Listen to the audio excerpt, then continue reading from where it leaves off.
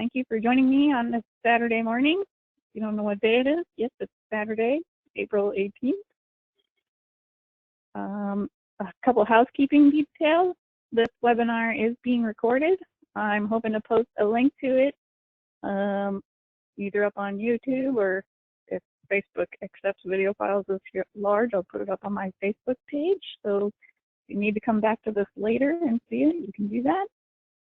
There should be a questions box in your GoToWebinar panel. If you have a question for me, feel free to type it into that questions box at any time. We can do questions anytime during my presentation, or I might save a couple till the very end, just in case I'm going to cover that subject in the next slide. So let's get started. We're going to talk about planning your family's first trip to Walt Disney World. My name is Maeghan Nicholson. I live in McFarland, and I'm with Mouse Magic Travel, which is an agency based out of Verona. So let's start talking about Walt Disney World. When most people think of Walt Disney World, they think of the park with the castle, which is called Magic Kingdom. But most people, if they haven't been to Walt Disney World before, don't know that there are actually 4 parks within the Walt Disney World property. So if you want to see all of Walt Disney World, you're going to probably need at least 4 days to cover everything. I usually say 5 days because Magic Kingdom is the largest park and can take 2 days to fully cover. So the 4 parks of Walt Disney World, as shown here, with their probably most iconic aspect of the park on the left, is Animal Kingdom. Now, people sometimes describe this like a zoo because there are actually animals in Animal Kingdom. There's a safari ride where you can see elephants, zebras, giraffes, lions, but there's a lot else to this park, a lot of ecological learning opportunities, and there's a new World of Avatar, Pandora, there. So if you want to fly on the back of a banshee or take a ride through a glow-in-the-dark forest, the World of Avatar is there at Animal Kingdom. Epcot is the next park with the giant silver ball. This park was kind of Walt Disney's vision of the future. At the front of the park is Future World, where the rides are focused on space travel, or there are attractions talking about conservation, lots of learning opportunities for kids. And then at the back of the park is the World Showcase. So here there's a giant pond back there, and around that pond are all the countries of the world. So you can go from Mexico to Japan to China to Italy to France, and there are attractions and places to eat and drink at each one of those stops. At Epcot, Norway is the only place in Walt Disney World where you can meet Anna and Elsa from Frozen. So if you have little girls who are Frozen obsessed and you skip Epcot, they may be disappointed that they don't get to meet their favorite princesses. So I always point that out to people who don't want to do all the parks. Magic Kingdom, as I said, is the first Disney park. It's the largest of the parks with over 40 different attractions in that park. It has all the classic parks you think of when you think of Walt Disney World. Peter Pan, It's a Small World, Haunted Mansion, Pirates of the Caribbean. You'll find them all there. And then finally, Hollywood Studios, Disney's Hollywood Studios, is a lot of movie-themed attractions. So here you will find the Hollywood Tower of Terror. It's also the location of the new Star Wars Galaxy's Edge section, where you can drive the Millennium Falcon, build your own lightsaber, play with droids. If you've got big Star Wars fans, you'll want to include a day at Disney's Hollywood Studios. It also has a new Toy Story Land with Woody, Buzz, and all your Toy Story friends. Probably the #1 question that I get is, when is the best time to go? And there's a couple of ways to answer that question. First, based on crowds and pricing, the start of each school semester, meaning January and late August, early September, are the least expensive times and have the lowest crowds. And you can reason that out. Obviously, people don't like pulling their kids out the first week of school. So that is when prices are the lowest and there are least amount of people at Disney. So if you have kids who aren't in school yet, toddlers or pre-kindergarten, this can be a great time to go. Anytime kids are in school is better than when they are out for a holiday break. So if you're willing to take your kids out of school, those can be better weeks to go in terms of pricing and crowds. The week between Christmas Day and New Year's Day are the busiest days of the year and the most expensive. So I know everybody has the vision in their head of going to Disney at Christmas, but just realistically, you're going to have wall-to-wall people, long waits for everything, including the bathrooms, as well as the rides and standing in line for food. So if you're not good with being packed in like sardines, you might want to push it out a week after New Year's. It would be a great time to go. If you can push it out a little bit, or the week before Christmas is even a great time to go too. But that holiday week can be very, very stressful. Easter, spring break surrounding Easter, the 4th of July, Thanksgiving are also very busy. Summer can be slower than any other school breaks, but of course this is Florida, so it's super hot during those summer months. And they have heat and humidity in Florida that we don't have here in Wisconsin, so for some northerners it can be a little bit overwhelming for us. Speaking of best time to go, in terms of weather, this is just a fun meme that I saw on Facebook for the Walt Disney World weather forecast. You can see every month says hot because it is Central Florida. But when you get into June, July, August, it's like you're covered in baby oil, wrapped in tinfoil, sitting on the sun. So it is super hot those months. Disney World is great about having air-conditioned spaces where you can take breaks during the day. Most of the ride lines are in shade with fans. They have some cooling misters, but in those summer months, you're probably going to want to bring a change of clothes for midday or take a midday break and go back to the pool because it can be really hot. Now in those winter months, when we want to get out of Wisconsin because it's freezing, you can expect it to be hot in Florida, but Mother Nature may decide anytime within there that it's winter for 3 to 5 days. We went in December 2018, and the kids were wearing long pants and jackets and complaining about it being cold. It was probably 60 something, but when the temperatures dip down at night, you just want to make sure that you have layers that you've packed so you're prepared for those. All right, let's talk about the Walt Disney World Resort hotels. There are many resorts that are considered on-site to Walt Disney World. On this map, it's all the spots marked with numbers here. And so you can see there are some that are close to Magic Kingdom and are on the monorail at the top. Over to the far left near Animal Kingdom theme park, you can see the Animal Kingdom Lodge, which is a hotel where you can see, if you have a Savannah view, the animals right outside your window. So you're going to have giraffes with your morning coffee. Down at the bottom near Hollywood Studios, you'll have some of the value level resorts, the All-Star Resorts, Pop Century, Art of Animation. Epcot's kind of right in the center of everything. And then off to the right, there is the Disney Springs area, which is a shopping center. There's a bowling alley, and some hotels are close to that location. So when people ask me what's the difference between the resorts, a lot of it has to do with location. So the Disney World Resort hotels are kind of split into 4 categories. There are value resorts.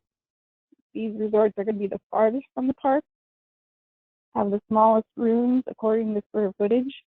They have basic amenities. And at these hotels, there's no table service dining within the hotel. So there is food there, but it's more cafeteria style or quick grab and go kind of food. There's not going to be a character meal right inside your hotel or anything like that. I will say there are no Motel 6s at Disney. All of Disney's accommodations are, high end, so don't ever feel like you're going to be in a Roach Motel or anything like that if you choose a value resort. Moderate resorts are convenient to Epcot and Disney's Hollywood Studios, but they're a little further away from Magic Kingdom. The rooms are a little bit bigger, the amenities are a little bit nicer, and the rides to each park are shorter on the bus. The deluxe hotels are those hotels closest to the park. They have the largest rooms, nicer amenities. These are the ones going to be connected to Magic Kingdom by the monorail, so it's just a quick 5-minute hop on the train and you're there. And usually each deluxe hotel has something special. So like Animal Kingdom Lodge with the animals right outside your window. You're not going to get that at a value hotel. And then villas are part of Disney's Vacation Club timeshare company. These are properties attached to deluxe resorts, and they have larger rooms starting from studios up to 3-bedroom villas with kitchens in them. So if you're looking for a timeshare type layout where you want to cook your own food, that might be a good option for you. Now, what's the difference between staying on-site with Disney versus off-site? When you stay in a Walt Disney World resort, you get extra benefits. So the first benefit is a free ride to and from the airport on the Magical Express motor coach. This is a great value if you're going to Disney because a taxi can cost about $50 each way from Orlando Airport to Disney World. So they're saving $100 off the bat. On-site guests get special perks where they get to book FastPasses for rides 60 days before their trip, and they get to book them all at once. Off-site guests get to choose their rides at 30 days out. So if you are an off-site guest, most of the most popular rides are going to be already booked and sold out from on-site guests. So if you want to ride Space Mountain or Seven Dwarfs Mine Train or the new Flight of Passage in the World of Pandora or drive the Millennium Falcon in Hollywood Studios, you're most likely not going to get that ride as a fast pass if you're not staying in a Disney World resort. There are extra magic hours, which are for on-site guests only. So a park's going to open an hour early, 8 to 9 a.m. at Magic Kingdom, and only people who are staying on-site get to go in at this time. So the crowds are a little bit lower. You can get a few rides in real quick before the public starts rushing in at 9 o'clock. It's a really great benefit. You get free transportation from your hotel to the park and back. And there are a bunch of different transportation options at each resort. Some have the monorail, some have buses, some have boats. And now there's a new Skyliner where you can ride in a gondola from your hotel to the park. So that's pretty cool. If you are staying off-site, obviously some off-site hotels have free shuttles, but they only run once a day. Otherwise, you could rent a car, take a taxi, or take an Uber.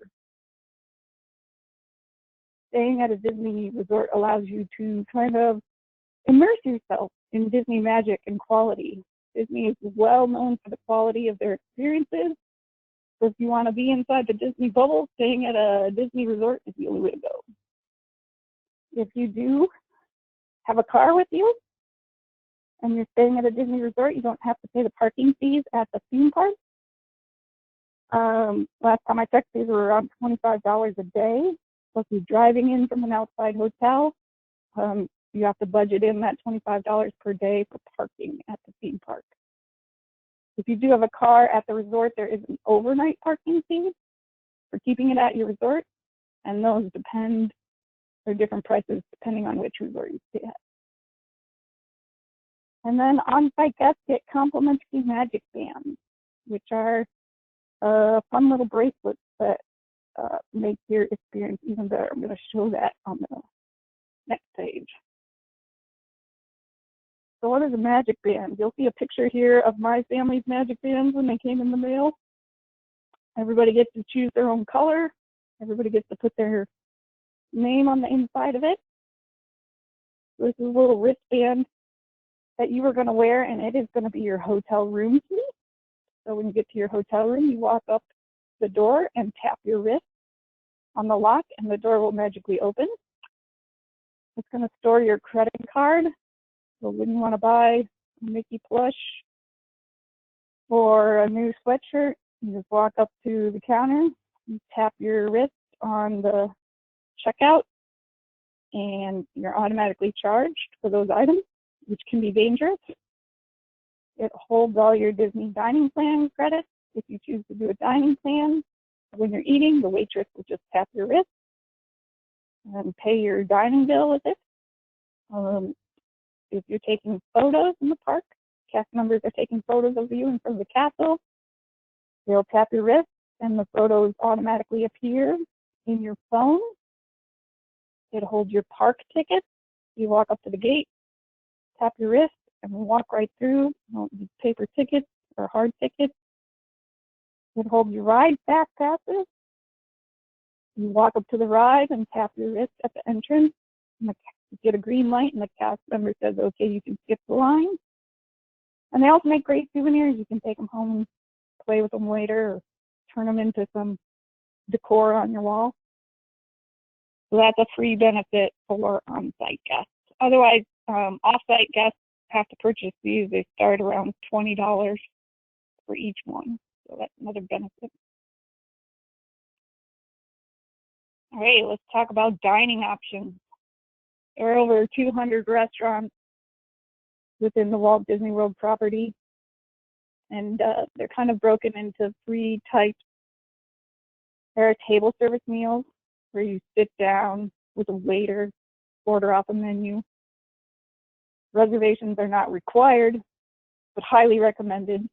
You book up in advance. If you walk up to a restaurant in Walt Disney World and ask for a table, you're most likely not going to get one same day, especially if it's peak dining time, noon to 1 for lunch or 5 to 6 for dinner. Some of the table service meals have characters. Not all table service meals have characters. There's some pretty nice upscale dining if you're interested in lobster and steak and all the good food. They have those around. Then there are quick service meals, which some people like to think of fast food, but I compare it to more like a Chipotle or a Panera, where you order at a counter, eat yourself, and you either call your number or bring your food to you.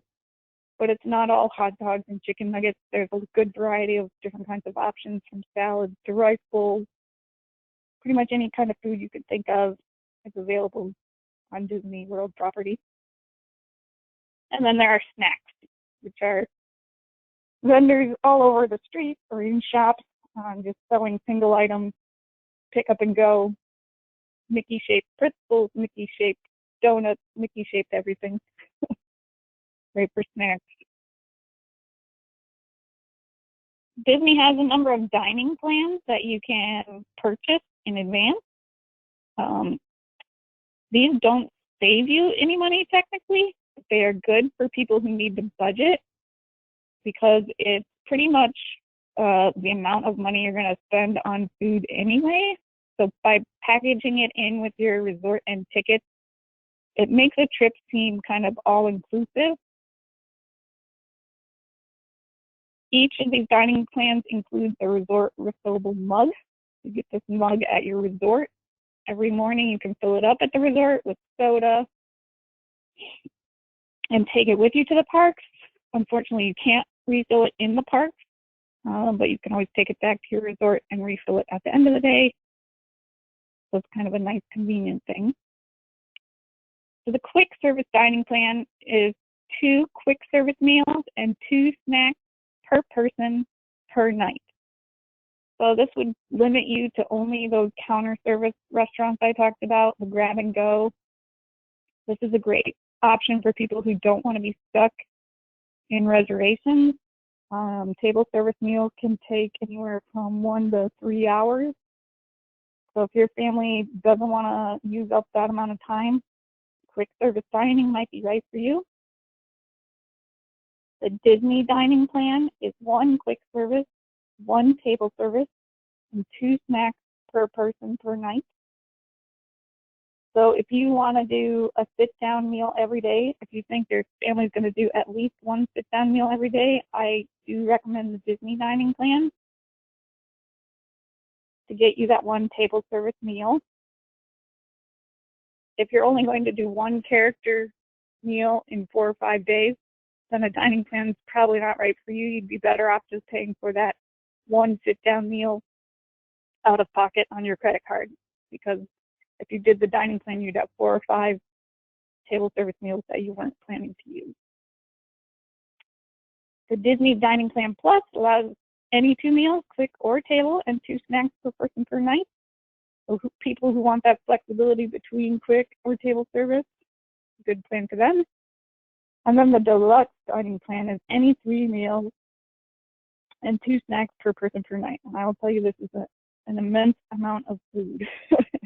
To have 3 meals and 2 snacks, you're going to basically be spending your whole day eating. Now, if you're a person who wants to do all the super fancy meals, there are signature meals on property that cost 2 credits. So if you want to eat inside the castle with princesses, or you want to go have lobster and steak every night, then the Deluxe Dining Plan may be right for you, because it gives you 3 credits a day that you can use. You would use 2 of them on those signature meals and then still have 1 left over. All these dining plans do include alcohol, which is a relatively new addition. I think in 2018 they added that. So with each adult meal, you can have an alcoholic beverage where available. And for the table service meals, they don't include tips, so just be sure to tip your server.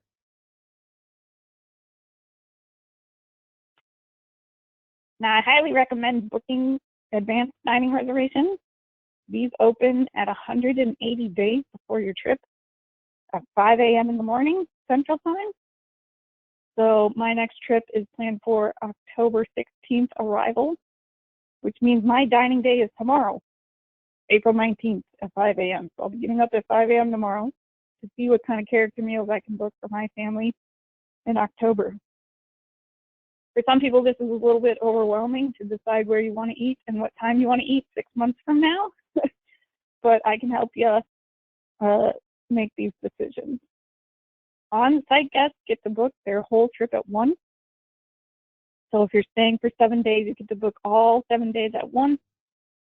Off-site guests have to book each day one at a time. So if I was staying at an off-site hotel, I'd have to get up at 5 a.m. every day this week to kind of grab restaurant reservations for every day of my trip.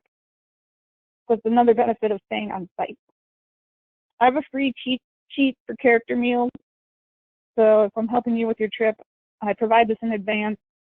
If your kids have certain favorite characters, you can scroll down the list, see where they're at, and look up these restaurants and their menus and say, Megan, yeah, I want this one with the princesses and this one with Mickey and Friends, and maybe this other one with Stitch.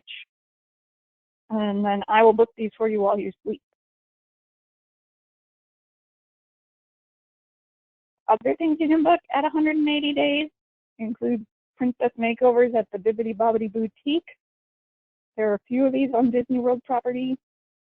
One is inside the castle at Magic Kingdom. So that's pretty cool to become a princess inside a castle. There are others at Disney Springs and Disney's Grand Floridian Resort.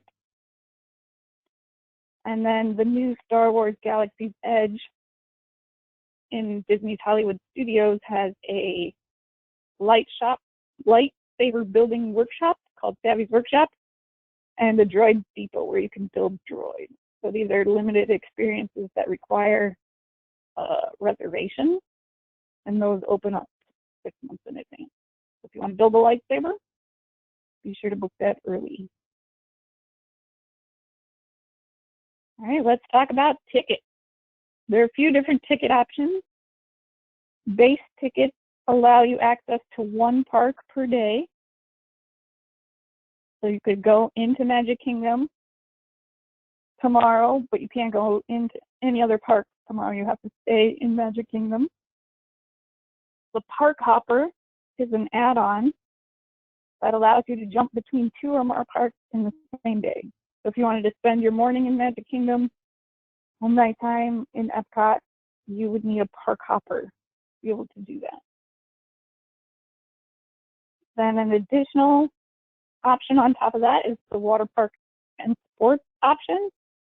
Disney actually has 2 water parks in addition to their 4 regular parks. So if you would like to go into the water park, that's an add-on to your ticket, and it gives you, based on the number of days of tickets you buy, you get a certain number of days in the water park.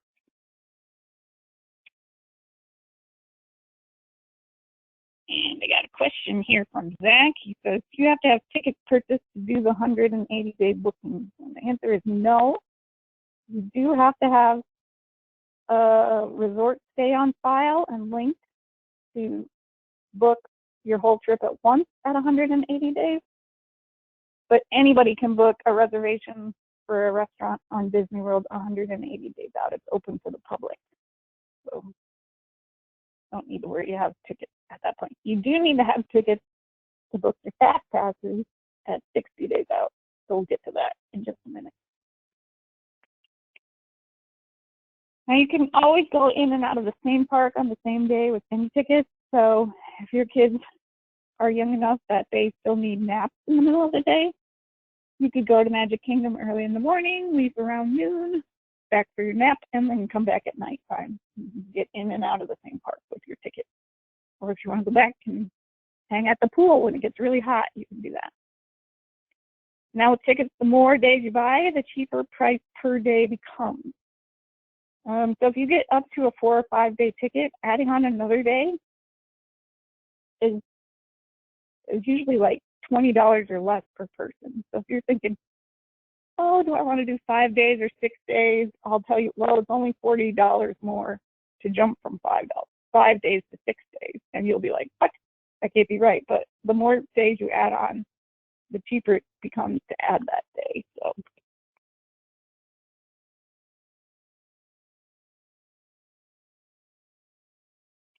So what is a FastPass?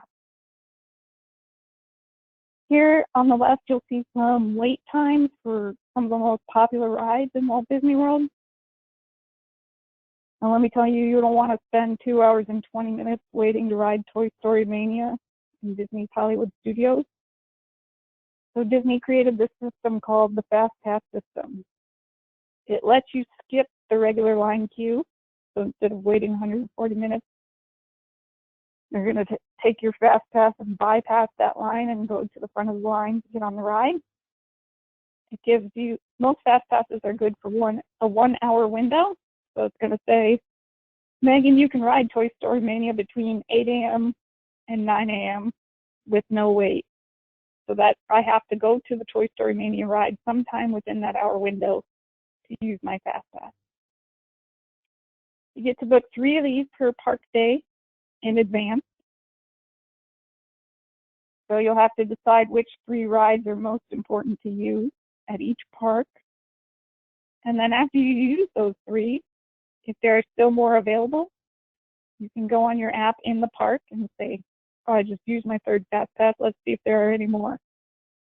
You log on to the app and you'll see any FastPasses that are available for the rest of the day. And you can get these one at a time. So you get your 4th FastPass, you use the head, then you can try and get a 5th one and see how many rides you can FastPass before time runs out or until FastPasses run out. So this is really Disney's way of trying to control crowds within the park by designating them to certain rides at certain times. They can kind of control where people go in the park so it doesn't all get clogged in one area. And it's a really slick system. So FastPass booking, I would say, is a must-do. If you are staying on site, it opens 60 days before you check in at 6 a.m. Central. The dining was at 5 a.m. FastPasses are at 6 a.m. I have a free tip sheet for prioritizing which rides in every park are the best to use a FastPass on. And you give me your top 4 choices, which is your top 3 and a backup in case one of your top 3 isn't available, and I will book these for you while you sleep. So people right now are booking FastPasses for June.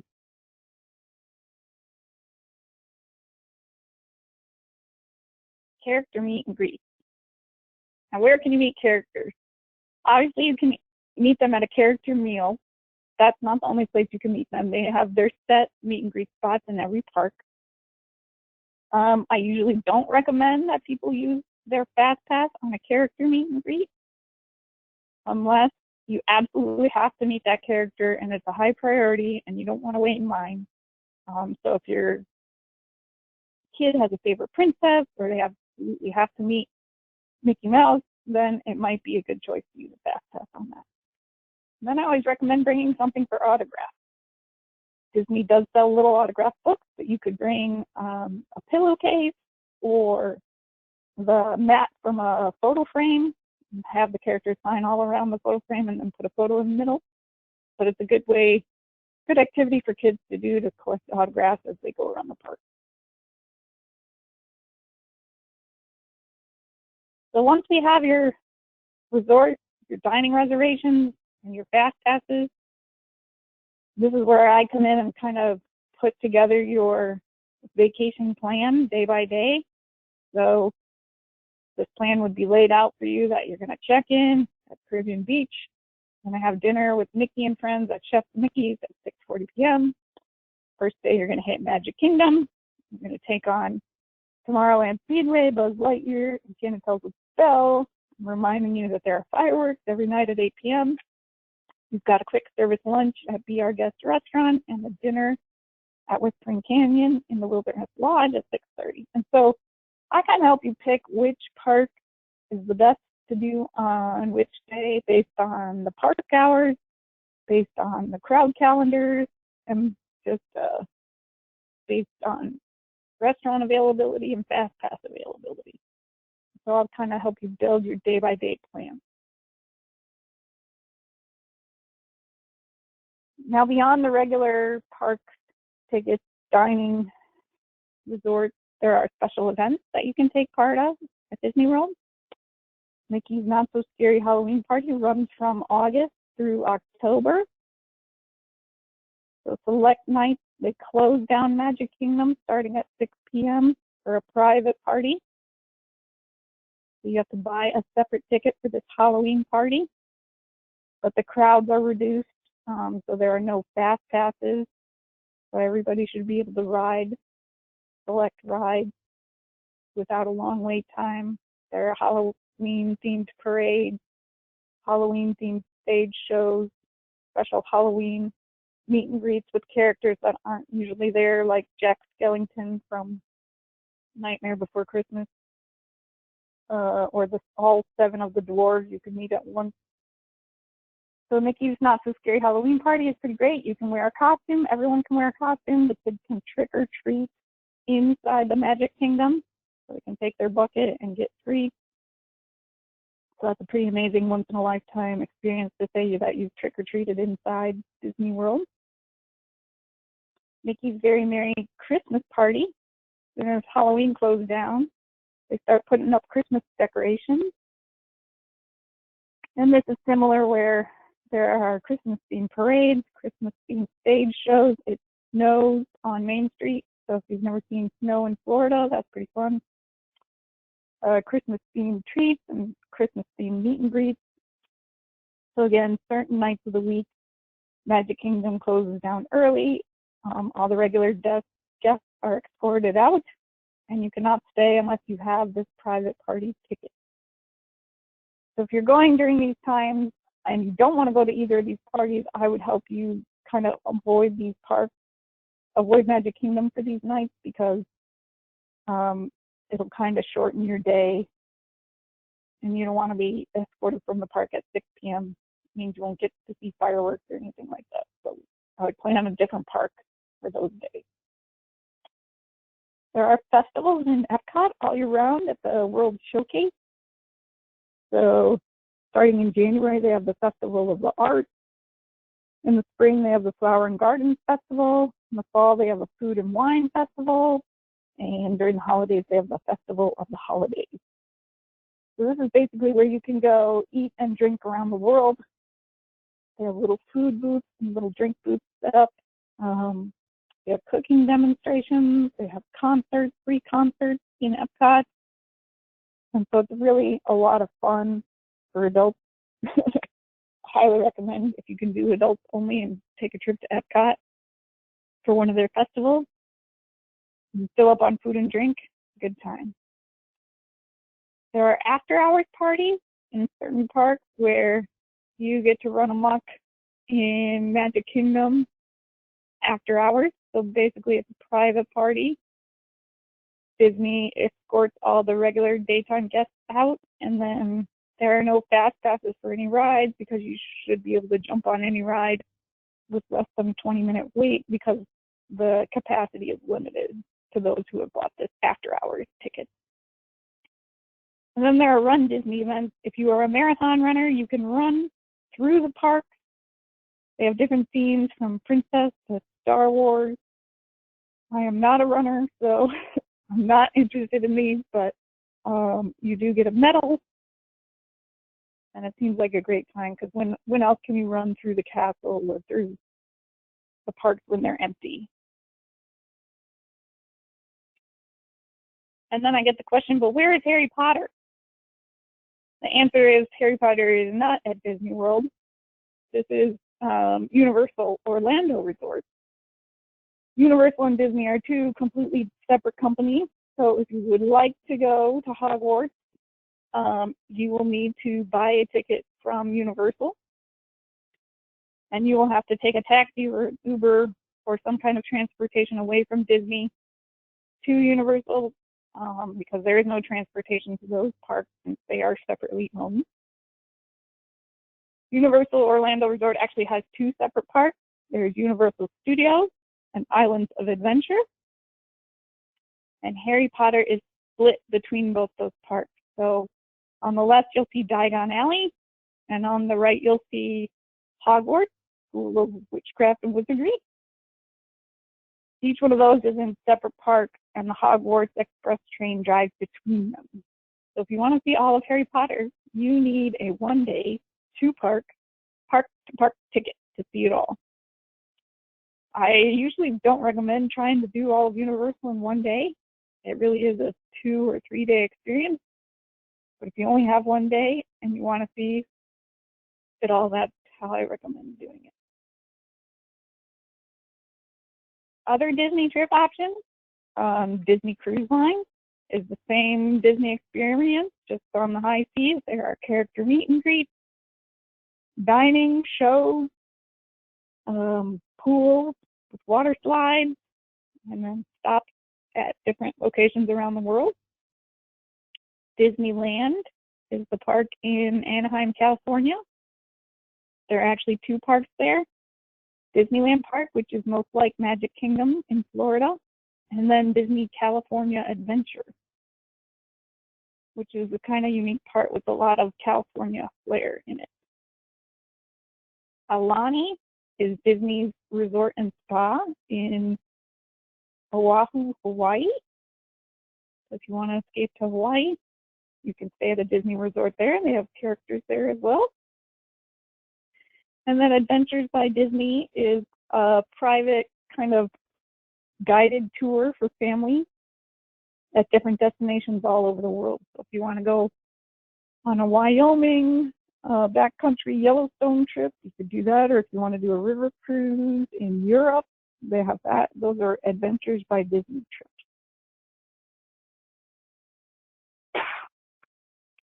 So why should you use a travel agent? I just told you everything you need to do. The price is exactly the same booking with me as booking direct on DisneyWorld.com, but you would get my free help.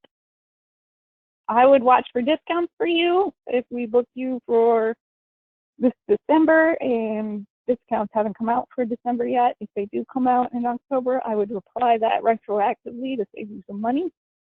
If you book direct with Disney, you could try and call in yourself and do that if you're going to watch for discounts.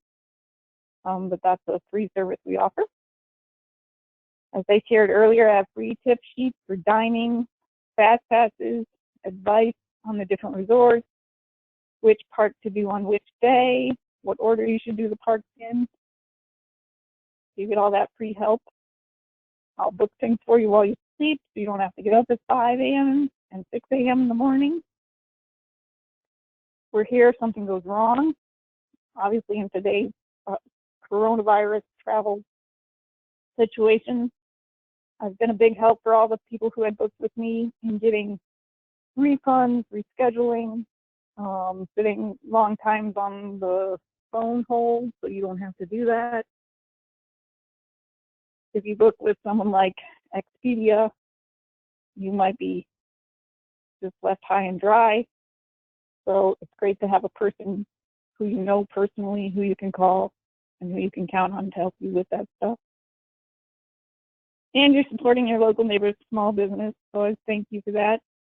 People ask, Megan, if all your services are free, why do you do this? Do you get paid? And the answer is yes, I do get paid by Disney. So all the prices on their website have a travel agent commission built into them. So if you buy with Disney World Direct, you're still paying that travel agent commission, but you're not getting those services. Disney's just pocketing the extra profit. So I say if you're already paying for those services, you should probably get them. But yeah, it never costs anything extra to use us. So that's all I had to share with you today. I can take your questions. Otherwise, I advise you to follow me on Facebook, where I post tips and specials and jokes. It's at facebook.com/MMT by Megan, where my contact information is below, and I'm always available to help. Disney is currently booking through the end of the year right now. They haven't opened up reservations for 2021. Usually those are opened late June, early July. If you'd like to go to Disney World next year, just let me know and I can put you on my wait list to let you know when those reservations open, and we can start planning your next trip. Thanks, everybody.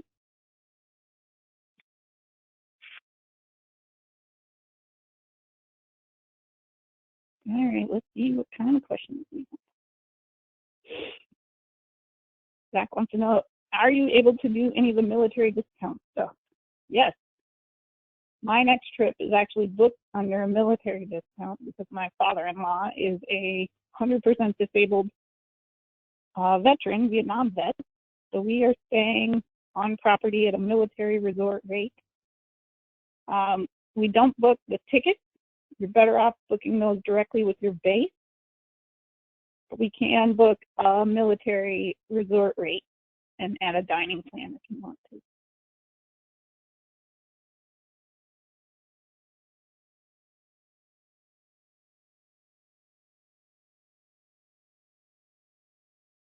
Another common question I ask is, what is the best age for kids to go to Disney World?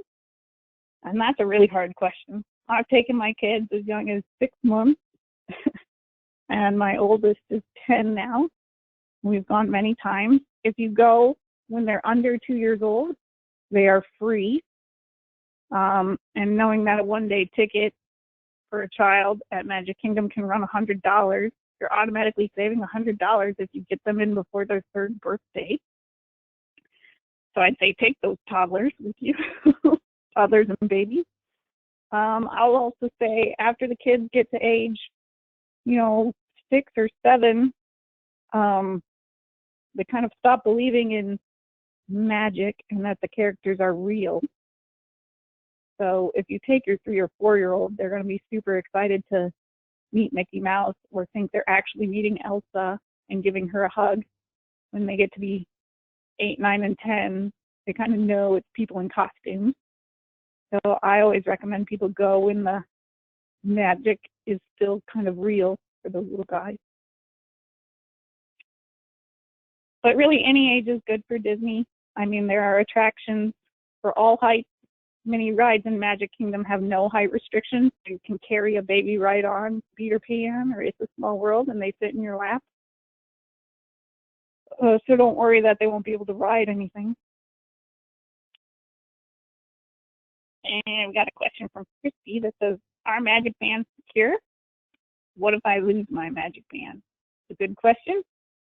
They are secure. You will create a personal PIN that goes with your magic band. So like I said, when you tap your wrist at the checkout counter, it's going to ask you to enter your PIN just like you would at an ATM. If you lose your magic band, I would recommend going to the nearest guest services counter, and they will deactivate the old band that you lost and give you a new band. It probably won't be in your favorite color. You'll be stuck with a gray band without personalization, but at least you'll still have all your stuff loaded on it. We've got a question, how does the parent FastPass swap thing work? I heard rumors. Yeah, so this is great. If you do have small children that are too small to ride a certain ride, they do have a thing called rider swap. So basically, you would go to the front of the line and tell that cast member, I need to use a rider swap. So we did this for Flight of Passage in Animal Kingdom with my mother and my daughter, who was 2. Obviously, she couldn't ride. So we told the cast member, we want to do rider swap. My mom was going to wait it out the first time with her while we rode. And then we were going to come back and somebody else was going to sit out with her while my mom got to ride. So basically, they scan up to 3 people who are going to go in the first time, come back, and then one person sits out and everybody goes a second time. So if you've got 2 parents and 2 kids, mom's going to ride with the older kid the first time, and then dad can ride with the older kid the second time, which means your older kid actually gets to ride the ride twice in a row using the FastPass with each parent. So it's kind of nice that each parent gets that chance to ride with their kid, and the kid gets to ride it twice using this rider swap option. Hope I explained that right.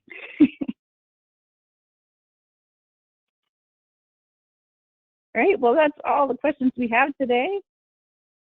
You're welcome to email, call, or Facebook me with any questions you have in the future.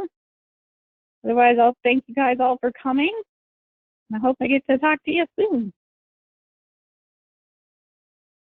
Thanks, everyone, and have a magical day.